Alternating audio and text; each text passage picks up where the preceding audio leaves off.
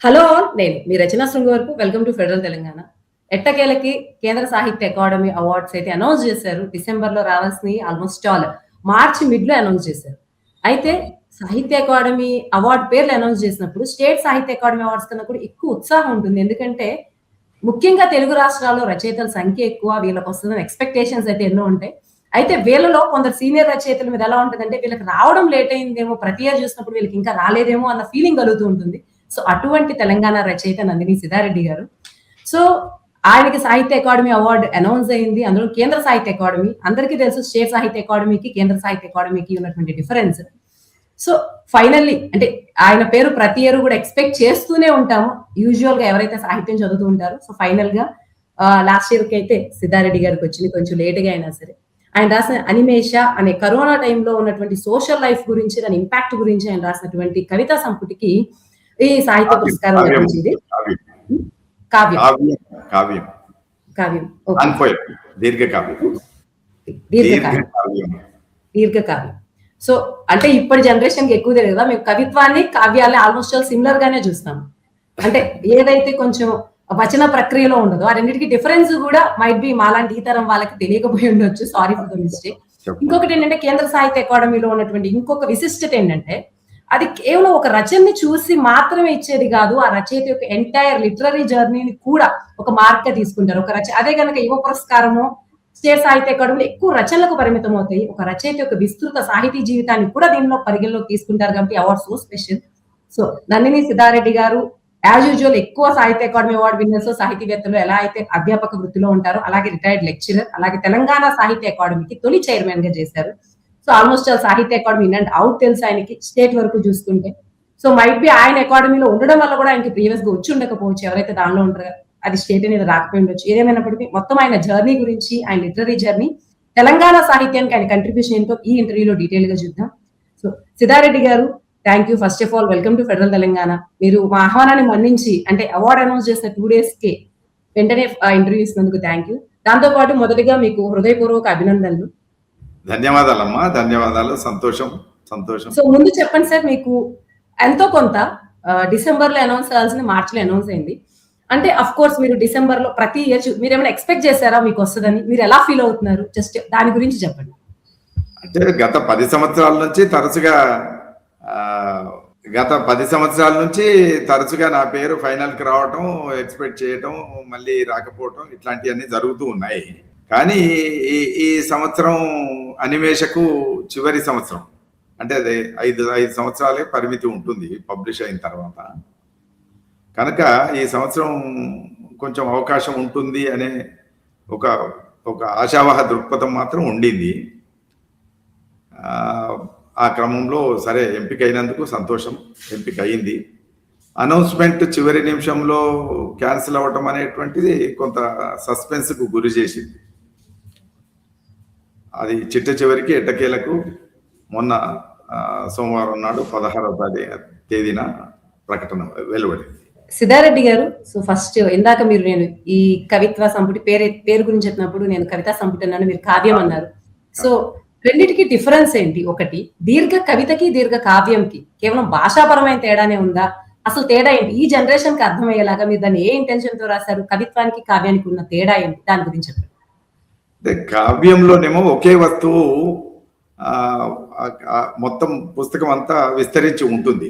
ఒకే వస్తువు, దాని చుట్టూ రకరకాలైనటువంటి ఆ ఇతివృత్తం ఆనుకొని మిగతా విషయాలన్నీ, మిగతా అనుభవాలు అన్ని కూడా దాని చుట్టూ ఉంటాయి.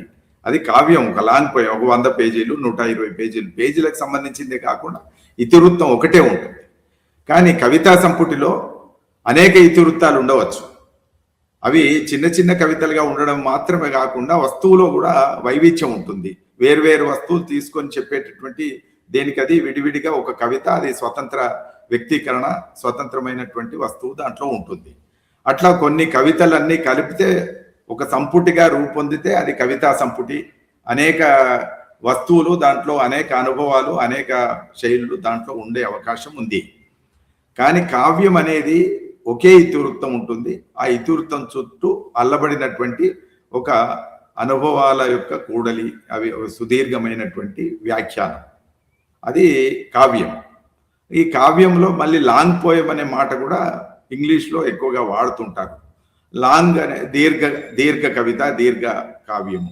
కావ్యం అనేటువంటి దానికి, దీర్ఘ కవిత అనేటువంటి దానికి విస్తృతిలో తేడా ఉంది.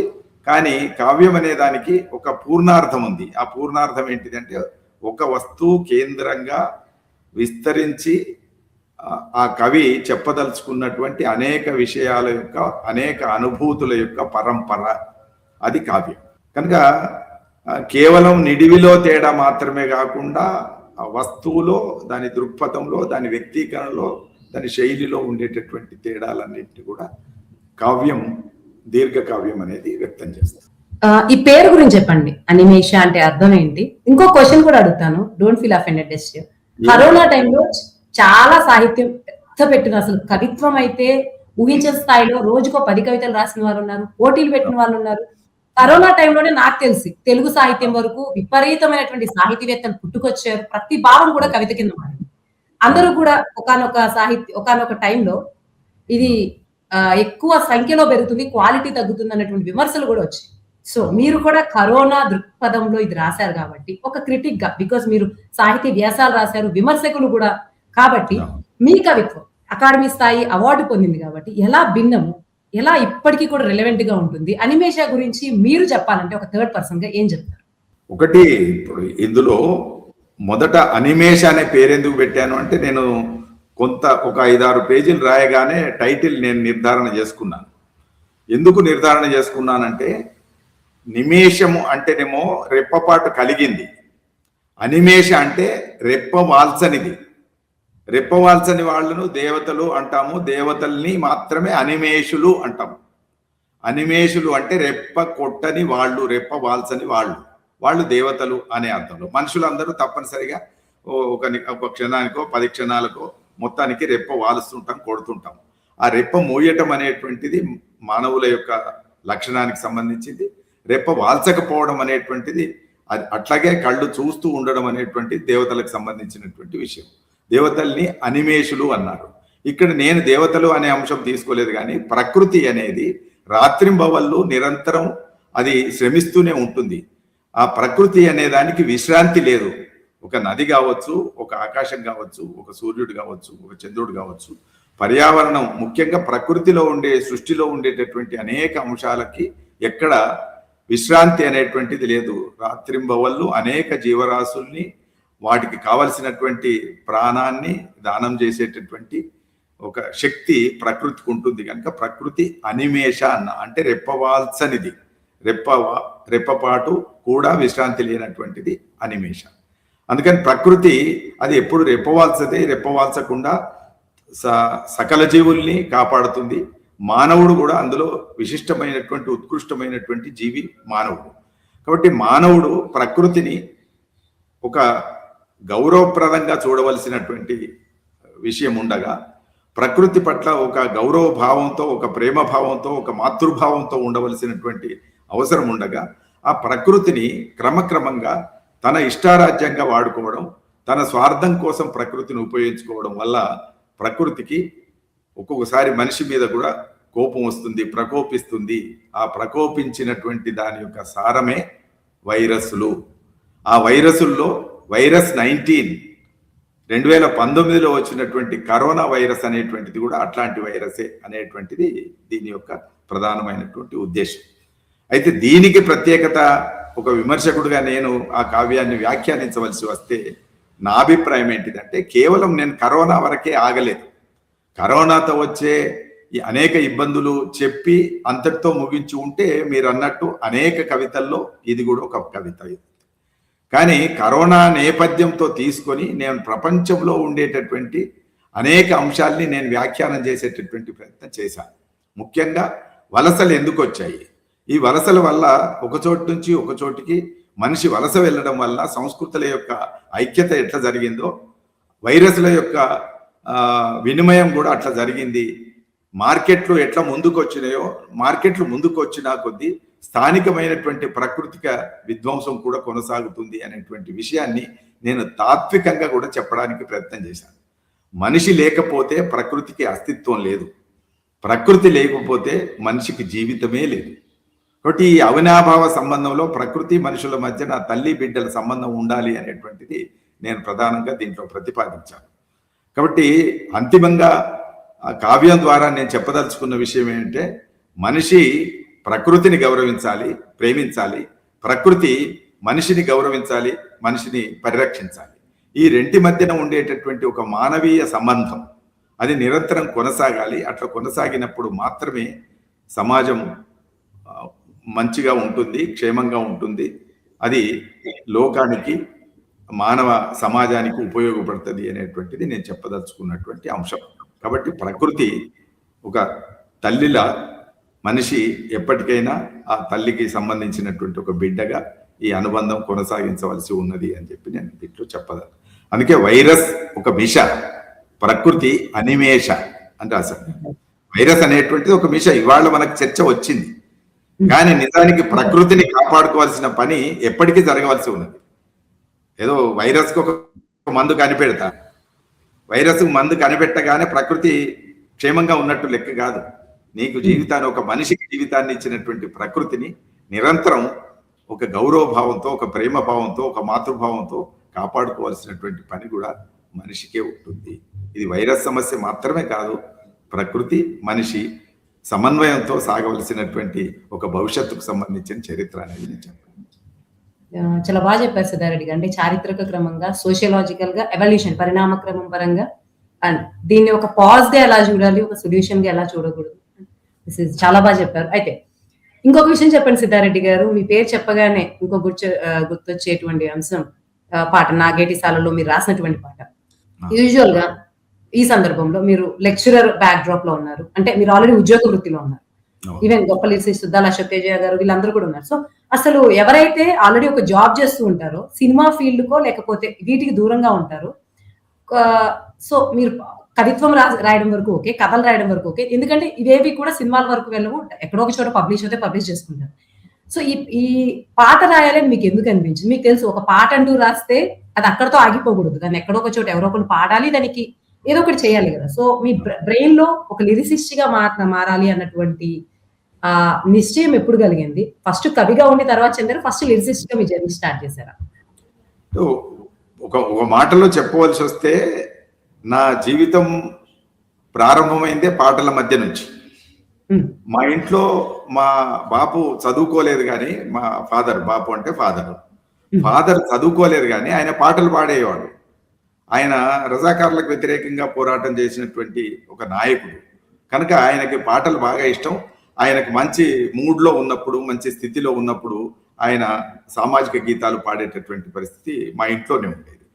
కొంచెం దాటి బయటకు వస్తే, నేను జీవించినటువంటి ఆ పొలాల మధ్యన, చేనిగట్ల మధ్యన ఎక్కడ చూసినా కూడా పాటలు, నాట్లేసేటప్పుడు పాటలు, కోతకోసినప్పుడు పాటలు, మూట నడిపినప్పుడు పాటలు, రకరకాలైనటువంటి జానపద గేయాల మధ్య నుంచి నేను నడిచి వచ్చాను. కాబట్టి పాట లేకుండా పల్లె లేదు, పాట లేకుండా పని లేదు, పని ఉన్న చోట పాట పుడుతుంది. పనికి పాటకి మధ్యన ఒక అవినాభావమైనటువంటి పనిలో, పాటలో ఈ నడుమ నుంచి నడిచి వచ్చాను. కాబట్టి పాట పట్ల నా ఆకర్షణ ప్రత్యేకమైంది. చాలా ప్రాథమిక దశలోనే నన్ను పాట ఆకర్షించింది. అయినా నేను పాటలు రాయకపోవడానికి కారణం ఏంటిదంటే, నేను ఉన్నత పాఠశాలలో ఉన్నప్పుడు పద్యం రాసేటటువంటి మాస్టారు నాకు గురువుగా రావడం, తెలుగు పండితుడిగా రావడంతో నేను పద్యంలోకి ప్రవహించాను.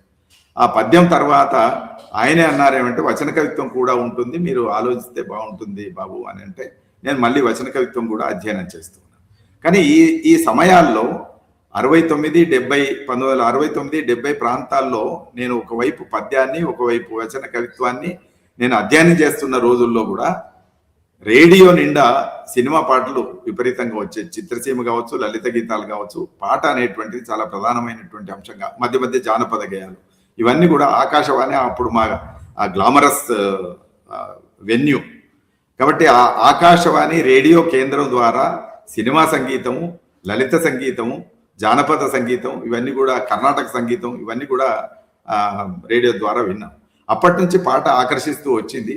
ముఖ్యంగా నేను ఒక పల్లెటూరు నుంచి పట్టణానికి, సిద్దిపేట లాంటి టౌన్కి వచ్చిన తర్వాత విపరీతంగా సినిమాలు చూడటం మొదలైంది.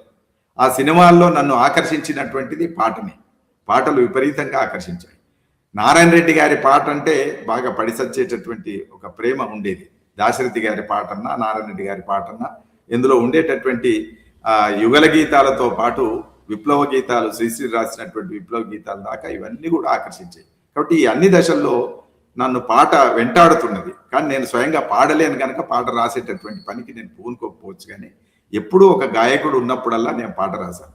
నేను ఎంఏ చదువుతున్నటువంటి రోజుల్లో నాకు నకులుడు అనేటువంటి ఒక సహాధ్యాయి, నా క్లాస్మేట్, ఆయన పాటలు పాడేవాడు. ఆయనకు 2-3 పాటలు రాసిచ్చాను. అట్లా మా ఊర్లో ఆగంరెడ్డి అని ఇంకొక అతను ఉండేవాడు, గాయకుడు, ఆయన కూడా పాటలు రాసిచ్చాను. ఎప్పుడైతే నా జీవితంలోకి రసమై బాలకిషన్, దేశపతి శ్రీనివాస్ వీళ్ళు నా సాహిత్య ప్రయాణంలోకి వచ్చిండ్రో ఇంకా పాటలు రాయవలసినటువంటి సందర్భం ఏర్పడ్డది. మద్యపాన నిషేధ ఉద్యమంలో మేము పాల్గొన్నప్పుడు రసమై బాలకిషన్ కోరిక మేరకు 4-5 మద్యపాన వ్యతిరేకమైనటువంటి పాటలు రాస్తే అవి పల్లెల్లో పాడుతున్నప్పుడు విపరీతమైనటువంటి ఆదరణ వచ్చింది. అదే సమయంలో కొంచెం అటు ఇటుగా తెలంగాణ ఉద్యమం ఒక ఆరంభ దశలో ఉన్నప్పుడే పాటలు లేవు, పాటలు పాడుకోవాల్సిన అవసరం ఉంది, తెలంగాణను జాగృత పరచాల్సినటువంటి అవసరం వచ్చింది. అట్లా వచ్చినప్పుడు పాట ఉంటే బాగుండు కదా అని చెప్పి షేక్ బాబా అనే గాయకుడు, మరో గాయకుడు, నా మిత్రుడు, ప్రజా కళా మండలి నిర్వాహకుడు, ఆ గాయకుడు తెలంగాణ మీద ఒక పాట ఉంటే మనం సభలో పాడుకోవచ్చు సార్ అని చెప్పి అంటే, పొద్దున సభ ఉంది, రాత్రి మా ఇంటికి వచ్చి అతను పడుకున్నాడు, రాత్రి నాతో మాట్లాడాడు. పొద్దున 5 గంటలకు లేచి నేను హడావిడిగా ఒక పాట రాసి గంట సేపట్లో రాసి ఆయన లేపి దీనికి ట్యూన్ కట్టుకొని పాడవయ్యా, 10 గంటలకు మీటింగ్, 10 గంటల లోపల ట్యూన్ చేసుకోమని చెప్తే అట్లా ట్యూన్ కట్టి ఆ రోజు నేను రాసినటువంటి పాట 1997 ఆగస్టు 17 నాడు ఆవిష్కరించినటువంటి పాట నాగేటి సాలల్లా నా తెలంగాణ అనే పాట. అక్కడి నుంచి ఈ పాటలు రాయడం అనేటువంటి దాని ద్వారా కూడా విస్తృతమైనటువంటి వ్యాప్తి ఉంటుంది. ప్రజల్లోకి ఎక్కువ వెళ్ళాలంటే పాటల ద్వారానే వెళ్ళొచ్చు అనేటువంటిది స్పష్టంగా నేను నమ్మాను. పాటలు రాయడం నాకు కూడా వచ్చు అనేటువంటిది దాంతో నిరూపణ కూడా అయింది. అప్పటికే గద్దర్ ఒకవైపు, వంగపండు ప్రసాదరావు ఒకవైపు ఈ ప్రజాగీతాలు రాస్తూ ఉన్నారు, వాళ్ళు కూడా ఆకర్షిస్తున్నారు. సినిమా సంగీతంలో వచ్చేసరికి దాశరథి గారు, నారాయణ రెడ్డి గారు, ఆత్రేయ గారు వీళ్ళందరూ కూడా ఆకర్షిస్తున్నారు. కృష్ణశాస్త్రి లాంటి వాళ్ళ పాటలు విపరీతంగా ఇష్టపడుతున్నాను. కాబట్టి పాట నన్నెప్పుడు విడిచిపెట్టలేదు, నేను పాటను ఎప్పుడు విడిచిపెట్టలేదు.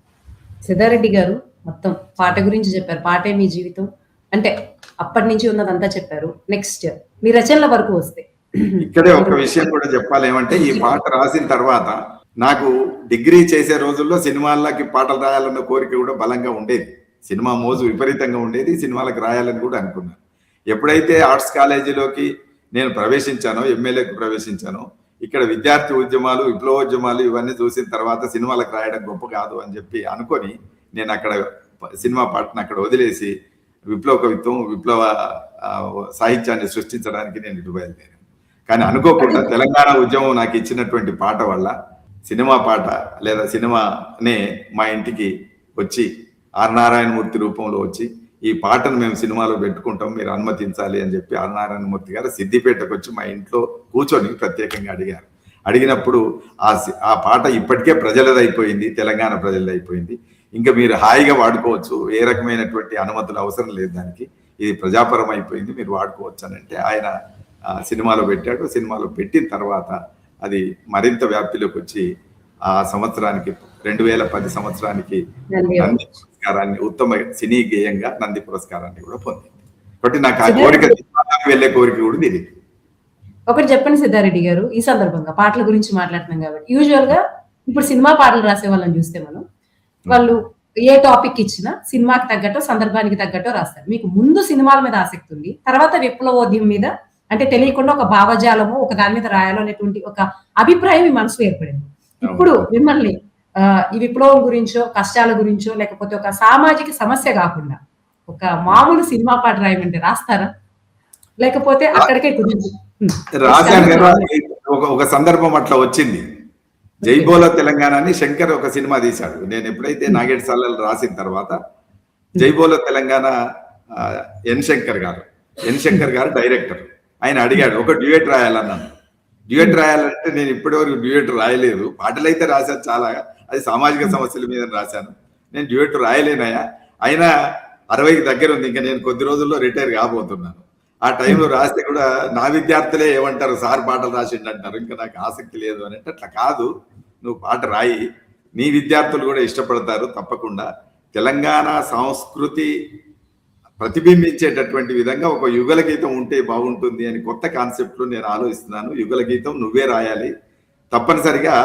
ఆ హీరో హీరోయిన్ల మధ్య పాట అయినప్పటికీ దాంట్లో తెలంగాణ సంస్కృతిని ప్రవేశపెట్టడానికి నేను నీకు అనుమతిస్తున్నాను అని అంటే రాసిన పాటే ఒక పువ్వు ఒక నవ్వు ఉయ్యాలలుగేనా అని చెప్పి ఒక డ్యూయట్ కూడా రాశాను.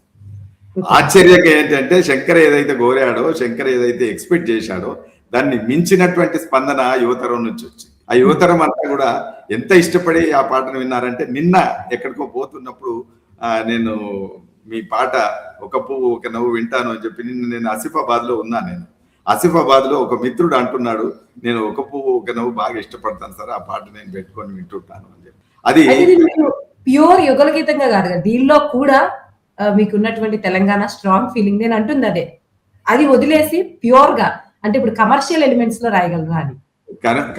కమర్షియల్ ఎలిమెంట్ తో అంటే తెలంగాణ సంస్కృతిని తర్వాత తనే చేశాడు. ఇంకా దానికి ఈ పాట ఎప్పుడైతే సక్సెస్ అయిందో తర్వాత 2 కంట్రీస్ అని సునీల్ హీరోగా ఒక సినిమా చేశాడు. సునీల్ హీరోగా చేశాడు. అదే మలయాళం సినిమా మాతృక, దానికి తెలుగులో చేశాడు. చేసినప్పుడు ఒక లవ్ ఫెయిల్యూర్ సాంగ్ కూడా రాయాలని అడిగాడు. అంటే అదంటే ఏదో తెలంగాణ అన్నావు, సంస్కృతి అన్నావు కనుక నేను రాసిచ్చాను, ఇది నాతో కాదు అన్నా. లేలే, ఇది నువ్వు రాయగలుగుతావు, నాకు తెలుసు, నువ్వు రాయాలి అని అంటే మళ్ళీ అది రాశాను. ఆ సినిమా ఫెయిల్ అయింది, కానీ ఆ పాటకు ఇప్పుడున్న పాటల్లో, ఆ సినిమాకి సంబంధించిన పాటల్లో దానికి వ్యూవర్స్ బాగానే ఉన్నారు. ఆ పాట నాకు సంతృప్తినిచ్చింది. దాంట్లో తెలంగాణ ఎలిమెంట్ ఏమి లేదు, సామాజిక అది అచ్చం రాసిన లవ్ ఫెయిల్యూర్ సాంగ్. కాకపోతే ఇక్కడ ఉన్నటువంటి ఒక డిసడ్వాంటేజ్ ఏంటంటే, పలానా సిద్ధారెడ్డి గారు ఫర్ ఎగ్జాంపుల్ మిమ్మల్ని నాగేటి సాలలో అన్న పాటతో గుర్తు పెట్టుకుంటే, సో ఈయన ఇలాంటి పాటలే రాస్తారని ఒక అభిప్రాయమో, లేకపోతే నెక్స్ట్ ఈ పాట, అందుకని తర్వాత మీ పాటలు వచ్చినా సరే మైట్ బి చాలా క్లోజ్ గా అబ్జర్వ్ చేస్తే తప్ప నోటీస్ చేయలేము. అవును, అంటే అది కీర్తికి ఉన్నటువంటి ఇంకొక ఎఫెక్ట్ అనుకోవచ్చు. అంటే అది నాగేటి సాలలో మీకు ఇచ్చినటువంటి ఒక ప్రత్యేక ముద్ర అని కూడా అనుకోవచ్చు. నాకు తెలియదు, నేను ఫ్రాంక్లీ చెప్పిన 2 పాటల గురించి, అందుకని just confessing. So next question Nandini Siddhareddy గారు, మీ రచనలన్నీ కవిత్వం రాశారు, కథలు రాశారు, కావ్యాలు రాశారు, వ్యాసాలు రాశారు, ఆల్మోస్ట్ ఇటీవల నవల కూడా రాశారు. నవలు లేటెస్ట్ గా మీ నాన్నగారి గురించి రాశారు, మీ నాన్నగారి ఫాదర్ గురించి రాశారు, అన్ని ప్రక్రియలు చేశారు కదా. సో వీటన్నిటి గురించి అంటే ఏ ఇయర్ నుంచి స్టార్ట్ చేసి, అంటే ఒక డెకేడ్ తో అట్లీస్ట్ ఒక 20 years 30 years జర్నీ ఉంటుంది కదా, ఈ జర్నీ మొత్తాన్ని ఒక్కొక్క పుస్తకాన్ని ఒక్కొక్క నిమిషంలో చెప్పాలంటే ఎలా చెప్తారంటే ఆ జర్నీ మొత్తం చెప్పండి, సో దట్ మీ గురించి ఇంకెక్కువ తెలుస్తుంది.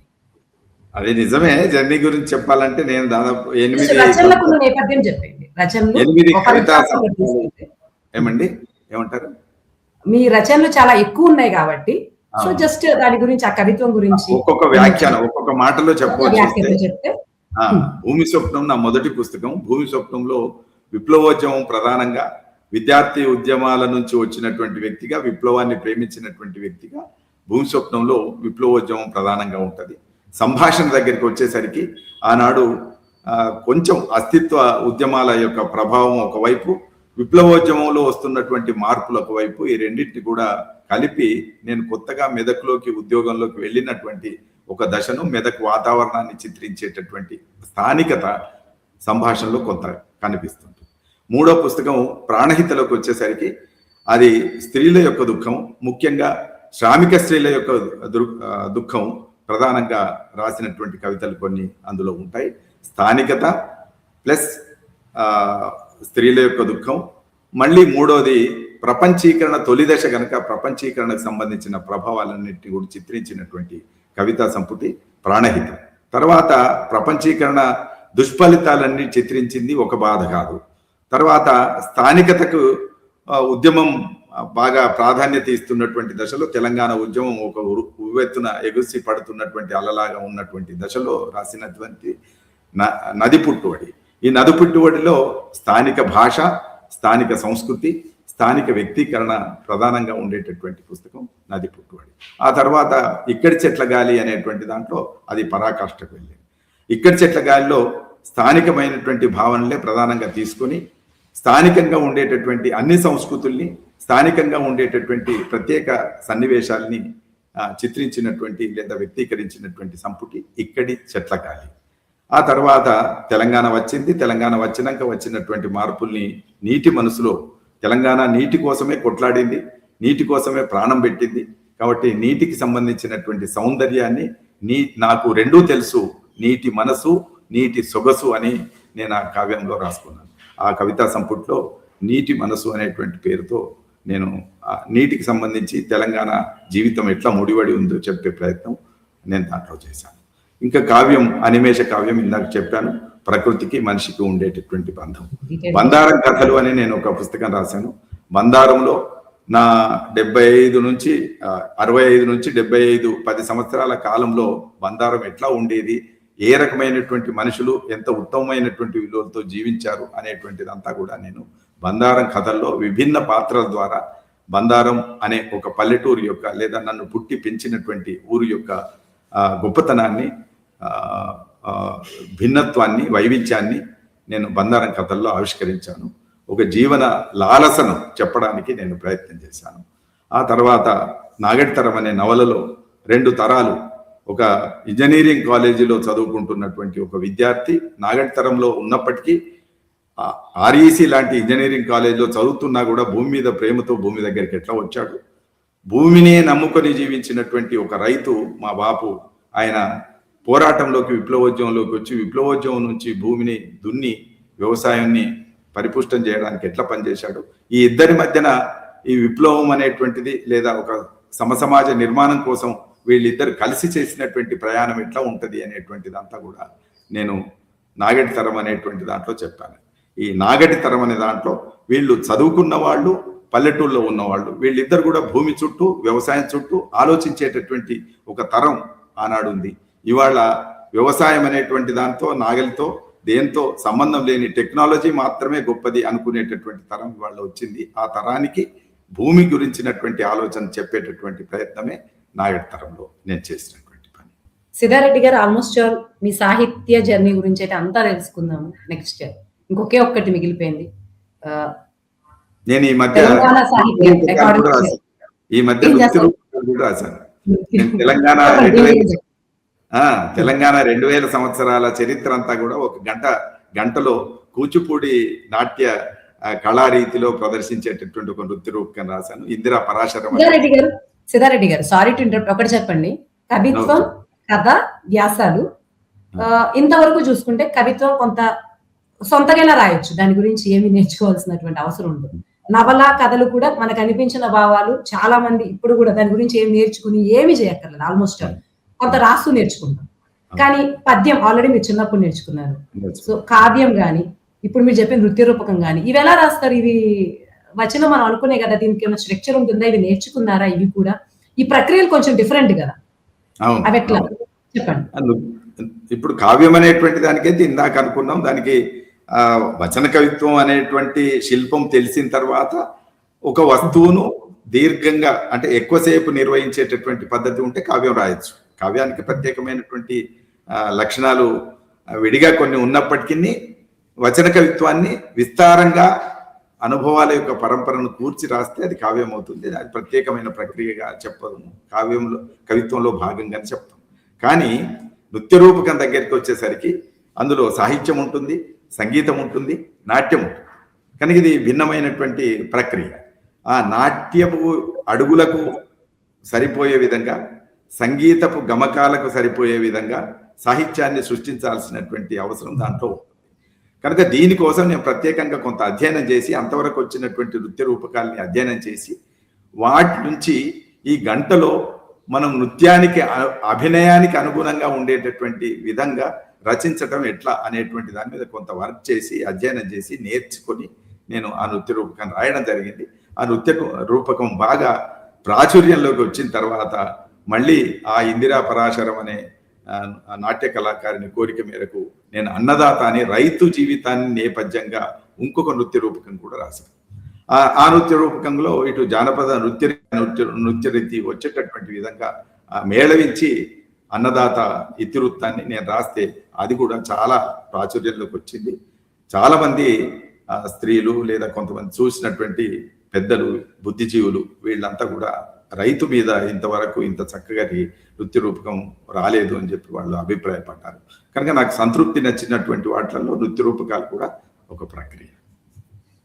ఫైనల్ గా సిద్ధారెడ్డి గారు, ఇంకా సాహిత్య అకాడమీ దాని గురించి మాట్లాడే చైర్మన్, అంతకన్నా ముందు మీ సాహిత్య జీవితం మీకు సంపూర్ణ సంతృప్తిని ఇచ్చిందా? అంటే నేను రాయాల్సింది రాసేసాను, ఆల్మోస్ట్ సాహిత్యంలో చేయాల్సిన ప్రక్రియలన్నీ చేసేసాను అన్న స్టేజ్ లో ఉన్నారా? లేదు ఇంకా 1-2 ఎలిమెంట్స్ ఏమైనా మిస్ అయ్యాయి, అవి కూడా చేద్దాం, ఇప్పుడు ఏ దశలో ఉన్నారు?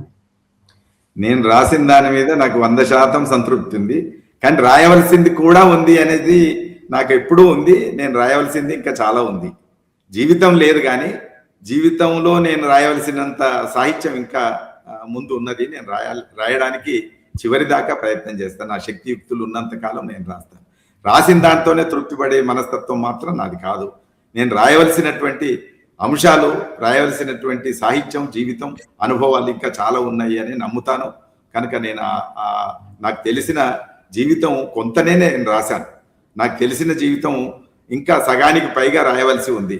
అంత రాయగలిగేటటువంటి శక్తి నాకు జీవితం ఇస్తుందో లేదో నాకు తెలియదు, కానీ నేను నిరంతరంగా రాయడానికి ప్రయత్నం చేస్తా. చివరి దాకా నాకు తెలిసిన నా అనుభవాలు, నేను చూసిన జీవితం, నేను వాటి ద్వారా పొందినటువంటి అనేక విషయాల్ని సమాజానికి చెప్పడానికి, సాహిత్య రూపంలో మలచడానికి నేను తీవ్రంగా ప్రయత్నం చేస్తాను. రాస్తూనే ఉంటాను. రాయవలసిందైతే చాలా ఉంది. నేను చూసిన దాంట్లో రాసింది కొంచెమే, నేను అనుభవించిన దాంట్లో రాసింది కొంతనే, కానీ ఇంకా రాయవలసింది చాలా ఉంది. రాస్తానికి ప్రయత్నం చేస్తాను. కానీ నాకు 72 ఏళ్ళు, కానీ నేను చూసిందంతా రాయగలిగేటటువంటి అవకాశం నాకు జీవితం ఇస్తుంది అని నేను పూర్తిగా నమ్మట్లేదు, కానీ రాయడానికి ప్రయత్నం. సిద్ధారెడ్డి గారు, ఫైనల్ గా సాహిత్య అకాడమీ చైర్మన్ ఎలా ఆ పొజిషన్ కి వెళ్ళారు? అంటే అది ఈజీగా జరగదు కదా, మీరు లెక్చరర్ గా ఉన్న పొజిషన్ జరిగిందా? అది మిమ్మల్ని అంటే ఒక అవుట్ సైడ్ ఒక కథలు రాస్తూ, కవిత్వం రాస్తూ, పాటలు రాస్తూ ఉండడం వేరు, సాహిత్య అకాడమీకి చైర్మన్ గా పనిచేయడం వేరు. ఆల్మోస్ట్ హైయర్ అథారిటీ మీరే కాబట్టి అది మీ దృష్టికోణాన్ని సాహిత్యం పట్ల ఎలా మార్చి, ఎందుకంటే మీ రచనలతో పాటు రాష్ట్రంలో ఉన్న సాహితీవేత్తల సాహితీ కృషిని అంతా గమనించాలి. అప్పుడు మీ సాహిత్య పరిధి ఎలా విస్తరించింది, అది మీ మీద చూపిన ప్రభావం ఏంటి, దాని గురించి?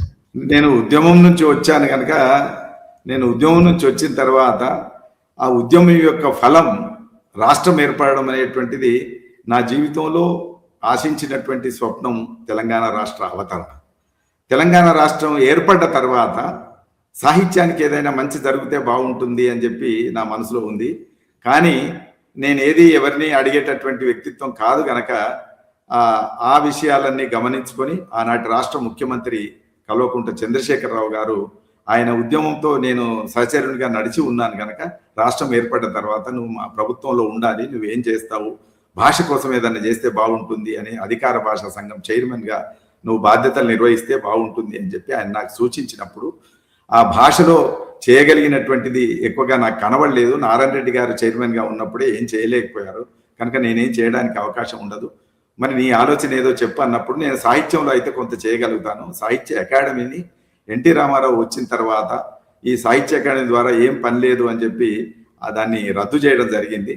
మళ్ళీ దాన్ని రివైవ్ చేస్తే, దాన్ని పునరుద్ధరిస్తే నేను సాహిత్య అకాడమీ పనిచేస్తానని కోరడం జరిగింది. ఆ మేరకు అతను 2 సంవత్సరాలు ఆలోచించుకొని సాహిత్య అకాడమీని పునరుద్ధరించి ఆ చైర్మన్ బాధ్యత నాకు అప్పచెప్పాడు.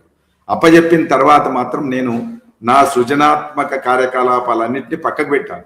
నేను దాదాపుగా రాయడం అంతా పక్కకు పెట్టేసి 3 సంవత్సరాలు నాకు బాధ్యతలు ఇస్తే 3 సంవత్సరాలు నేను అకాడమీని ఎట్లా పరిపుష్టం చేయాలి, తెలంగాణ సాహిత్యాన్ని ఎట్లా పరిపుష్టం చేయాలి, సాహిత్యం కోసం మనం చేయవలసినటువంటి ఏ పనులు చేయవలసినటువంటి ఖాళీలు ఉన్నాయి అవన్నీ కూడా పూరించాల్సినటువంటి అవసరాన్ని గుర్తించి నేను ఒక అంకిత భావంతో, ఒక నిబద్ధతతో సాహిత్య అకాడమీకి పనిచేశాను. ఆ పనిచేస్తున్నప్పుడు ప్రధానమైంది ప్రచురణ. 3 సంవత్సరాల్లో 125 పుస్తకాలు నేను పబ్లిష్ చేశాను. 80 సంవత్సరాలుగా తెలుగు సాహిత్యంలో ఎక్కడా దొరకనటువంటి పుస్తకం సర్వజ్ఞ సింగభూపాడు రాసినటువంటి పుస్తకాన్ని, అలంకార శాస్త్ర గ్రంథాన్ని నేను తిరిగి ప్రచురించడం అనేటువంటిది నాకు చాలా సంతోషాన్ని ఇచ్చింది. అట్లాగే ఈగ బుచ్చిదాసు అనే ఒక పద కీర్తనాచార్యుడిని ఎవరు పట్టించుకోకపోతే మేము సాహిత్య అకాడమీ తరఫు నుంచి ఈగ బుచ్చిదాసును వెలుగులోకి తెచ్చుకొచ్చి అందరికీ లోకానికి చూపెట్టేటటువంటి ప్రయత్నం చేస్తే ఇప్పుడు ఈగ బుచ్చిదాసు మీద పరిశోధనలు, PhDలు జరుగుతున్నాయి. కాబట్టి చాలా విషయాల్లో నేను ప్రత్యేకంగా ఎక్కడెక్కడ ఖాళీలు ఉన్నాయో గమనించి వాటన్నిటిని పూరించడానికి ప్రయత్నం చేశాను. అది ఒకటి ప్రచురణ రంగం, రెండవది పరిశోధన రంగం. పరిశోధన రంగంలో కూడా ఎక్కడికక్కడ సెమినార్లు పెట్టుకుంటూ కాకతీయుల కాలం దాకా ఒకటి అంటే శాతవాహనుల నుంచి కాకతీయుల దాకా ఒక పరిశోధన గ్రంథాన్ని వెలువరించడం జరిగింది. సెమినార్ పెట్టి ఆ వ్యాసాలతోని పరిశోధన గ్రంథం. అట్లనే కాకతీయుల నుంచి అసఫ్ జాహీల దాకా రెండవ పుస్తకం, అసఫ్ జాహీల నుంచి ఆధునిక కాలం దాకా మూడవ సదస్సు కూడా నిర్వహించి వీటన్నిటిని కూడా పుస్తకాలు తెచ్చేటటువంటి ప్రయత్నం చేయడం. ఇది పరిశోధన రంగానికి సంబంధించి. అట్లే సాంస్కృతిక పదకోశాన్ని తయారు చేశాం. అట్లాగే తెలంగాణ నుంచి వచ్చినటువంటి గ్రంథ సూచి మొత్తంగా తెలంగాణలో ఎన్ని గ్రంథాలు వచ్చినాయి అని చెప్పి ఒక గ్రంథాలకు సంబంధించి లిస్టు, ఒక జాబితా కూడా తయారు చేసి ఆ పుస్తకం కూడా రూపొందించడం జరిగింది. ఇది పరిశోధన రంగానికి సంబంధించింది. అట్లే సృజనాత్మక రంగానికి సంబంధించి ఇవాళ రేపు రాబోయే తరం, అది జంజీ తరం కావచ్చు లేదా ఇతరత్ర తరాలు కావచ్చు, ఈ తరాన్ని సాహిత్యం వైపు మళ్లించడం ఎట్లా అనే దానికోసం కాలేజీల్లో సాహిత్య సభలు పెట్టాం, సాహిత్య సదస్సులు పెట్టాం. అట్లే పాఠశాలల్లో ఇవాళటి బాలలే రేపటి రచయితలు అనేటువంటి అర్థంలో పాఠశాలల్లో కూడా సాహిత్య సదస్సులు లేదా పాఠశాలలో ఉండే బాలల్ని సాహిత్యం వైపు మళ్లించేటటువంటి పని కోసం అక్కడ కూడా సెమినార్లు పెట్టడం లేదా వర్క్షాపులు పెట్టడం, ఇవన్నీ చేసి బాలల్ని కూడా రచయితలుగా మార్చేటటువంటి ప్రయత్నం ఒకటి చేశాం. అట్లాగే ఔత్సాహికులైనటువంటి రచయితలకు నవల రాయడంలో, కథ రాయడంలో, కవిత్వం రాయడంలో శిక్షణ ఇచ్చేటటువంటి శిక్షణ శిబిరాలు కూడా నిర్వహించాం. వీటన్నిటితో పాటు కవిత్వం తెలంగాణ కవుల్లో ప్రామాణికమైనటువంటి 6 సాంప్రదాయ కవుల్ని, 6 ఆధునిక కవుల్ని తీసుకొని 12 మంది కవుల మీద ఒక పరంపరగా నెలకొక ఉపన్యాసం పెట్టి అవి కవిత్వ పరిమళం పేరుతో, కావ్య పరిమళం పేరుతో ఒక పుస్తకం కూడా తీసుకొచ్చాం. ఇట్లా ఇవన్నీ కూడా చాలా విస్తృతంగా అనేక కోణాల్లోంచి బహుముఖాలుగా కృషి చేయడానికి ప్రయత్నం చేశాం. ఆ ప్రయత్నం అంతా కూడా సాహిత్య అకాడమీ 3 సంవత్సరాలు బహుశా రెప్పవాల్చకుండా చేసినటువంటి పనుల యొక్క సారం ఏదైతుందో అది నాకు ఇవాళ చాలా గుర్తింపు తెచ్చి ఉన్నది. అన్నిట్లలో ఆనాటి ముఖ్యమంత్రి గారు కోరుకున్నట్లుగా ప్రపంచ తెలుగు మహాసభలు నిర్వహించడం అనేటువంటిది అది జరిగిపోయి ఇప్పటికీ సుమారుగా 10 సంవత్సరాలు కావస్తుంది. 9 సంవత్సరాలు అయింది, 10 సంవత్సరాలు కావస్తుంది. 10 సంవత్సరాలైనా కూడా ఆ జ్ఞాపకాలు చెక్కు చెదరకుండా భద్రపరుచుకుని నిరంతరం అవే మాట్లాడుతున్నటువంటి ఒక గొప్ప చరిత్రను కూడా సృష్టించేటటువంటి అవకాశం నాకు కలిగింది. సాహిత్య అకాడమీలో ఉన్న 3 సంవత్సరాలు నేను సాహిత్యకారుడిగా కాదు, సాహిత్య సేవకుడుగా నేను పనిచేయడం జరిగింది. సిద్ధారెడ్డి గారు, థ్యాంక్ యూ. అయితే ఇంకొకటి చెప్పండి, మీకు కేంద్ర సాహిత్య అకాడమీ అవార్డు ఎంతో విశిష్ట సేవలు అందించిన తర్వాత, ఎన్నో రాసిన తర్వాత, ఎంతో గుర్తింపున్న తర్వాత, నాగేటి సావలతోనే మీరు చాలా పాపులర్ స్టార్ అయిపోయారు. ఆల్మోస్ట్ మీ 72వ ఏట వచ్చింది. అంటే దట్స్ వెరీ లాంగ్ స్పాన్, చాలా డెకేడ్స్ ఆఫ్ టైం పట్టింది. కానీ ఇప్పుడు వస్తున్న యువ రచయితల మీద ఒక విమర్శ ఉంది. ఇప్పుడు వచ్చేవారు త్వరగా గుర్తింపు రాకపోతే ఒక ఐడెంటిటీ క్రైసిస్ కి వెళ్ళిపోవడం, సోషల్ మీడియాలో ప్రమోషన్ వల్ల దేని వల్ల సంథింగ్ ఆఫ్ దట్ కైండ్ తో వచ్చేదాన్ని చూసుకుని కొంత విమర్శల్ని తట్టుకోలేని ఒక నేపథ్యాన్ని అయితే మనం గమనిస్తూ ఉండొచ్చు. రచనల్లో కూడా మనం ఒక విమర్శ చేసేదాన్ని స్టేజ్ లో ఉన్న రచయితలు కూడా అరుదుగా ఉన్నారు. సో ఈ తరంలో అంత వాసితో, అంత గొప్ప క్వాలిటీతో రచనలు అంటే ప్రతి జనరేషన్ లో కూడా ఆ జనరేషన్ ని రిఫ్లెక్ట్ చేసే పరిస్థితులు ఉంటాయి. దేని గురించి అయినా గొప్పగా రాయొచ్చు రచయిత, ఏ జనరేషన్ లో పుట్టినా జనరేషన్ గురించి.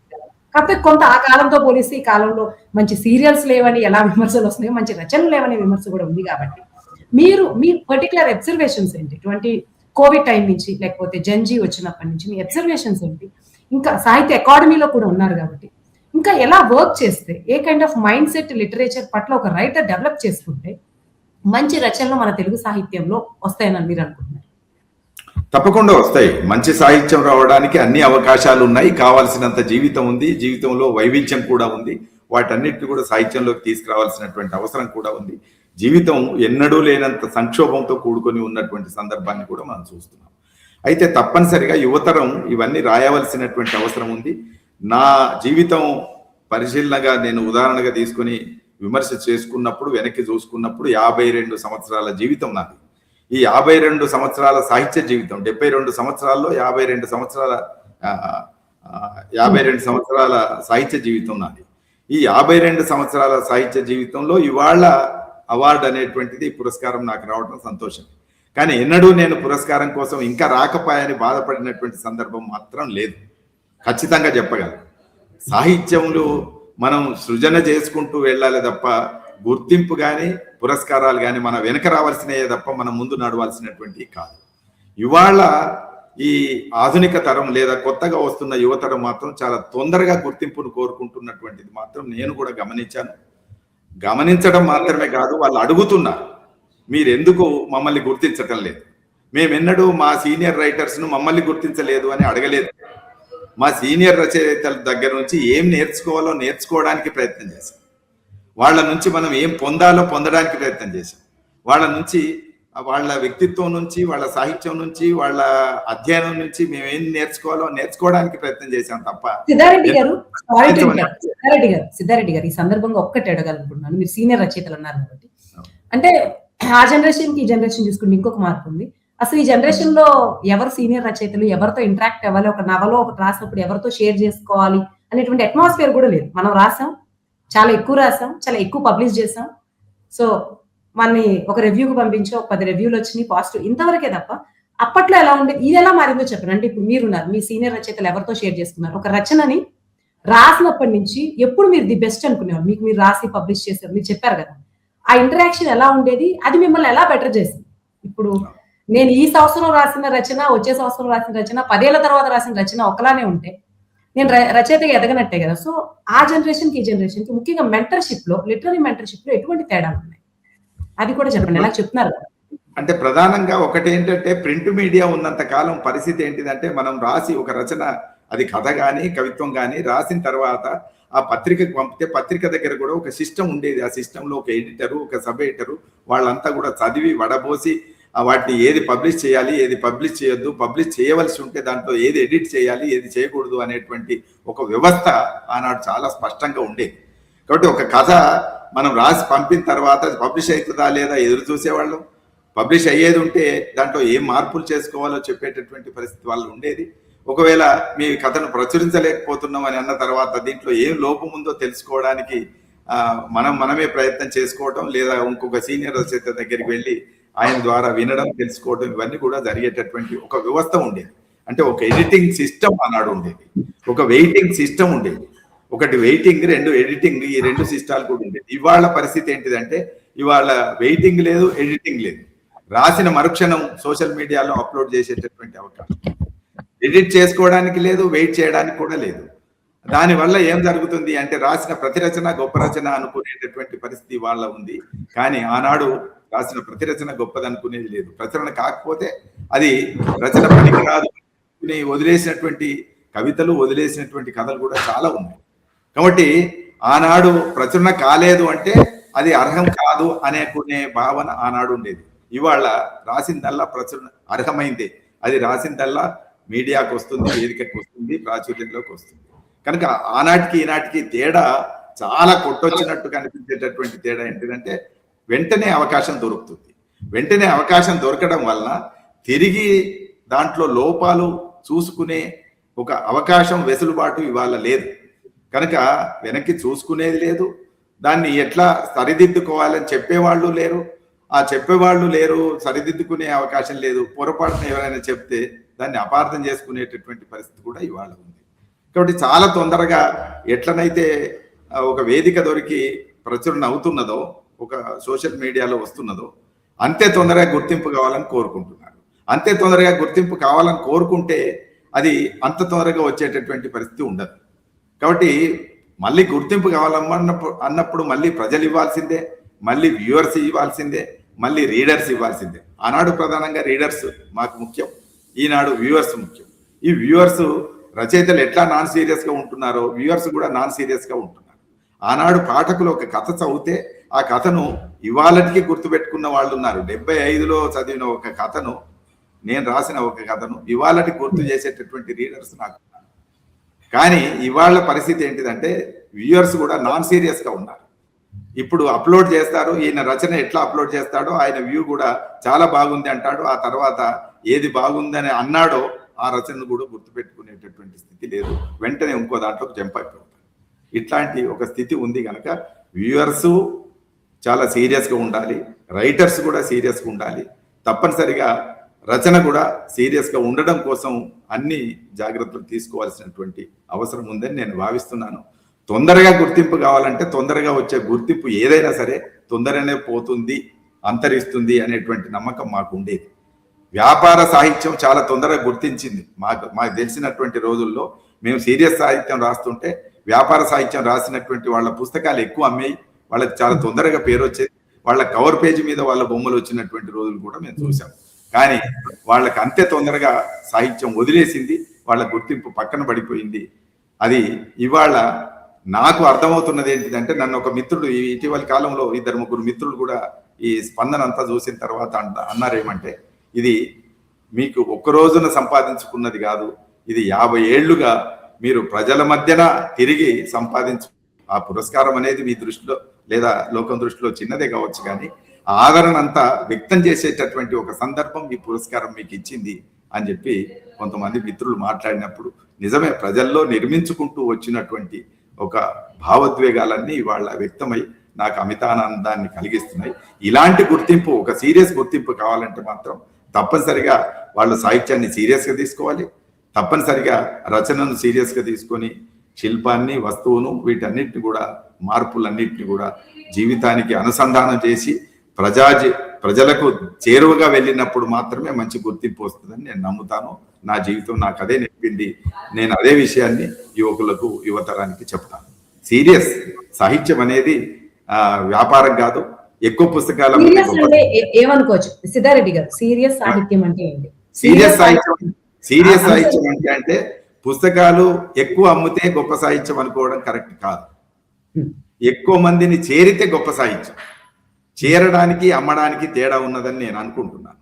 అంటే డిజిటల్ మీడియాలో చేరడం అంటే ఎలా అనుకోవచ్చు? చేరడం అంటే ఇప్పుడు ఒక సీరియస్ వ్యక్తిని లేదా సాహిత్యాభిమాన్ని నీ రచన చేరుతుందా లేదా? నీ రచన ఒక సీరియస్ సాహిత్యాభిమాని, సాహిత్యకారుణ్ణి చేరాలి, ఒక సహృదయుని చేరాలి. సహృదయుడు మనకు ప్రమాణం అని అనుకుంటే సహృదయుడు ఎవరు అని అంటే ఎవరైతే మనకు ఎదురుగా నిలబడి ఉన్నాడో, మనం ఎవరి కోసం అయితే రాస్తున్నామో వాళ్ళు సహృదయులు అనుకున్నాం కాసేపు. ఈ సహృదయుడు సీరియస్ గా ఉండాలి. అంటే ఆ రచనను మర్చిపోకుండా అతని మీద ముద్ర వేయగలిగినటువంటి రచన సీరియస్ సాహిత్యం. బుచ్చుబాబు ఉన్నాడు, ఒక విశ్వనాథ సత్యనారాయణ ఉన్నారు, లేదా ఒక తిలక్ ఉన్నారు, వీళ్ళంతా, ఒక దాశరథి రంగాచార్య ఉన్నాడు, దాశరథి కృష్ణమాచార్య ఉన్నాడు, శ్రీశ్రీ ఉన్నారు. వీళ్ళంతా సీరియస్ రైటర్స్ అని నేను అనుకుంటున్నాను.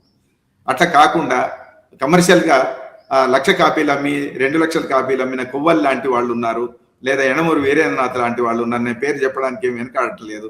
మేము చూస్తున్న రోజుల్లో బాగా ఆకర్షణ కలిగినటువంటి వ్యక్తి యనమూరి వీరేంద్రనాథ్. ఆ తర్వాత మనం రాయడం వల్ల ఏం ప్రయోజనం లేదని ఆయనే అనగా నేను విన్నాను. రాయడం వల్ల ప్రయోజనం లేదని ఎందుకు అనుకున్నాడు ఆయన? రాయడం వల్ల ప్రయోజనం లేదని అనుకున్నాడంటే ఆయన రాసింది సీరియస్ సాహిత్యం కాదని ఆయనకు తెలుసు. కేవలం సరుకు మార్కెట్లో డిమాండ్ ఉన్నప్పుడే ఉంటుంది, ఆ తర్వాత సరుకుకు ప్రాధాన్యత ఉండదు. కొత్త సరుకు వస్తే పాత సరుకు అమ్మదు. కానీ నిజానికి ప్రామాణికంగా ఒక వస్తువును మనం రూపొందిస్తే ఆ వస్తువు యొక్క ప్రామాణికత అది చిట్ట చివరి దాకా కొనసాగేటటువంటి అవకాశం. అది సీరియస్ సాహిత్యం అనేటువంటి అర్థంలో నేను వాడుతున్నాను. అది జీవితానికి అది దానికి ప్రమాణం ఏదంటే జీవితమే ప్రమాణం. దానికి ఎవరయ్యా రుజువు అని అంటే సహృదయుడే రుజువు. సహృదయుడు సీరియస్ గా ఉన్నప్పుడే మంచి సాహిత్యం వస్తుంది. సహృదయులు అని ఎందుకంటున్నారు? ఏమంటారు? యూజువల్ గా పుస్తకాలు చదివిన పాఠకులు చదువరు అంటారు కదా, మీరెందుకు సహృదయులు అనే పదం వాడారు? సహృదయులు అనే మాట ఒకటి ఏంటంటే పాత అలంకారిక శాస్త్రంలో వాడారు. ఇప్పుడు నేను మళ్ళీ దాన్ని ఎందుకు వాడుతున్నానంటే, అతను వ్యూహరో రీడరో ఎట్ట తెలియాలి మనకు? పాఠకుడా, చూపరా? అది వ్యూవరా లేకపోతే రీడరా? చూస్తున్న వాళ్ళు కూడా సీరియస్ గా ఉన్న వాళ్ళు నాకు తెలుసు. ఇప్పుడు చూస్తున్న వాళ్ళల్లో కూడా సీరియస్ చూపర్లు వ్యూవర్స్ ఉన్నారు. లైట్ గా అలవోకగా చూసే వ్యూవర్స్ ఉన్నారు, సీరియస్ గా చూసే వ్యూవర్స్ కూడా ఉన్నారు. ఇప్పుడు మాకున్న అంటే నాకు తెలిసినటువంటి వ్యూవర్స్, నాకు ఉన్న వాళ్ళు సీరియస్ వ్యూవర్స్ అని నేను అనుకుంటాను. నాకేమి కమర్షియల్ గా అకస్మాత్తుగా ఒకే రోజు అంటే నేను రాసిన ఒక పాటను కూడా మిలియన్స్ లో వ్యూవర్స్ ఉన్నారు. కానీ నాకు తెలుసు నేను రాసిన పాటలో ఉండే సాహిత్యం కంటే ఆ పాట పాడిన మంగ్లీని ఇష్టపడుతూ వచ్చినటువంటి వ్యూవర్స్ వాళ్ళు. ఆ 50 మిలియన్ల వ్యూవర్స్ నాకు కూడా ఉన్నారు, కానీ నా వ్యూవర్స్ కాదు వాళ్ళు, వాళ్ళంతా మంగ్లీ వ్యూవర్స్. ఆ పాటలోను సార్ మీరు ఇందాక వాడినట్టు ఒక గ్లామర్ వల్ల దేని వల్ల వచ్చింది వాళ్ళు. గ్లామర్ వల్ల ఆవిడ పాట పట్ల వీళ్ళకి ఉన్నటువంటి మోజు వల్ల వచ్చినటువంటి వ్యూవర్స్. వాళ్ళంతా సీరియస్ వ్యూవర్స్ అని నేను అనుకోను. వాళ్ళే మళ్ళీ ఇంకొక పాట వచ్చినప్పుడు రాండ్రో బొంబాయికో లేకపోతే ఇంకేదో అట్లాంటి రకరకాల పాటకు వెళ్తారు. ఆ పాటలు వస్తున్నాయి. అవేవి సీరియస్ పాటలని నేను అనుకోను. అవి 6 నెలలు మోగుతాయి, 6 నెలల్లో మిలియన్లోకి వెళ్తారు. ఆ తర్వాత ఆ పాట ఉండదు, ఇంకో పాట వస్తుంది, కుట్టుకుట్టు బండి టుకుటుకు బండి ఏదో వస్తుంది. వచ్చిన తర్వాత ఆ పాట వెళ్ళిపోతుంది. ఆ తర్వాత రాంబాయి నీ మీద మనసాయనే అనే పాట రాస్తే ఆ రాంబాయి నీ మీద మనసాయనే అనే పాటకు వ్యూవర్స్ ఎక్కువ వచ్చి తిరిగి రాంబాయి నీ మీద మనసాయ అనే పాటనే అది నాన్ సీరియస్ అనేటువంటి మాట నేను వాడుతున్నా. మంజులా నీ మీద మనసాయనే అని ఒక ఆయన రాస్తే దాన్ని రాంబాయి నీ మీద మనసాయనే అని ఇంకో ఆయన రాస్తే ఆ రాసిన ఆయన ఒక జానపద గేయం ఆధారంగా రాశాడు, మళ్ళీ దాని గేయంగా ఆధారంగా ఇంకో ఆయన రాశాడు. ఇప్పుడు ఈయన రాసిన పాటకు ఇంకా దానికి ఉత్తమ రచన రాలేదు అని ఆ దర్శకుడు నిర్మాత బాధపడడం కూడా నేను చూశాను మీడియాలో. అంటే మనం రాసిందే సీరియస్ కానప్పుడు దానికి పురస్కారం రాలేదని బాధపడేటటువంటి రోజులు ఒకవైపు కనబడుతుంటే, వచ్చిన పురస్కారం అది చిన్నదా పెద్దదా అనేది పక్కకు పెడితే దానికి ప్రజల నుంచి వస్తున్న ఆదరణ, ఒక ప్రింట్ మీడియా లేదా ఎలక్ట్రానిక్ మీడియా ఇచ్చిన ఆదరణ నేను చూస్తున్నప్పుడు నేనే నివ్వెరపోతున్నాను. అంటే ఇంత ప్రపంచం నాకు ఉన్నదా అని చెప్పి నేను అనుకునేటటువంటి ఒక ఆశ్చర్యం. పాఠక ప్రపంచం కూడా అంటే తెలిసిన మిత్రులు పక్కన పెడితే పాఠక ప్రపంచమే తగ్గిపోయింది కదా. పాఠక ప్రపంచం వ్యూవర్స్ కి సంబంధించిన ప్రపంచం కూడా అది. నాకు ఫోన్లు చేసే వాళ్ళలో 3 రోజుల నుంచి తగ్గనటువంటి పరిస్థితి. నేను మీతో మాట్లాడుతుంటే సైలెన్స్ లో పెట్టుకుని మాట్లాడతాను. అంటే ఎందుకు వస్తున్నది అంటే ఇందులో చాలా సీరియస్ వ్యూవర్స్ కూడా కొందరు ఉన్నారు, అట్లా అలవోకగా చేసే వ్యూవర్స్ కూడా కొందరు ఉన్నారు. వీళ్ళలో నేను సీరియస్ వల్లనే నా సాహిత్యం బతుకుతుందని నేను నమ్ముతున్నాను. కానీ ఒకటి ఇది విన్న తర్వాత మాత్రం మిమ్మల్ని ఒక విషయంలో అభినందించాలి. అదేంటంటే మీ పాటకి మిలియన్స్ లో వ్యూస్ వచ్చినాయి అన్నప్పుడు అప్పుడు మీరు అడ్మిట్ అయ్యారు చూడండి, ఇది నాకు వచ్చినవి కాదు, దీంట్లో సగం మంగ్లీ పాడడం వల్ల సగం కాదు 90% అలా అడ్మిట్ అయ్యారు చూడండి, అది నిజాయితీ. అది మనం అది ఎందుకు వచ్చిందంటే ఆ ట్రెండ్ వస్తుంది. అది నా పాట నాగేడ్చాల మంగ్లీ పాట బతుకమ్మ పాట, అదే నాకు మీరు అడ్మిట్ అయ్యి అనాలిసిస్ చేసుకుని మీరు ఎక్కడున్నారు మీ సాహిత్యానంలో అన్నది, మీ సాహిత్య జీవితం గురించి మీకు ఒక అవగాహన ఉంది చూసారు, నిజాయితీతో కూడిన అవగాహన. ఓవర్ హైప్డ్ కాదు, నాకు ఇది నేను ఇంత ఇదిలో ఉన్నాను కాకుండా మీ హంబల్నెస్ కానీ నిజాయితీగా మీ సాహిత్యాన్ని మీరు చూడడం కానీ అది చాలా నిజంగా బాగా అనిపించింది. కాకపోతే టైం అయిపోతుంది, ఇంకా ఎక్కువసేపు మాట్లాడాలని ఉన్నప్పటికీ. Thank you so much Siddhareddy గారు. ఫైనల్ గా ఇంకొకసారి హృదయపూర్వక అభినందనలు కేంద్ర సాహిత్య అకాడమీ పురస్కారం మీరు ఇంకెన్నో రచన చేయాలని మనస్ఫూర్తిగా కోరుకుంటున్నాను. తప్పకుండా ఫెడరల్ తెలంగాణ ఛానల్ కి రచనకి ప్రత్యేక ధన్యవాదాలు. నమస్తే. Thank you.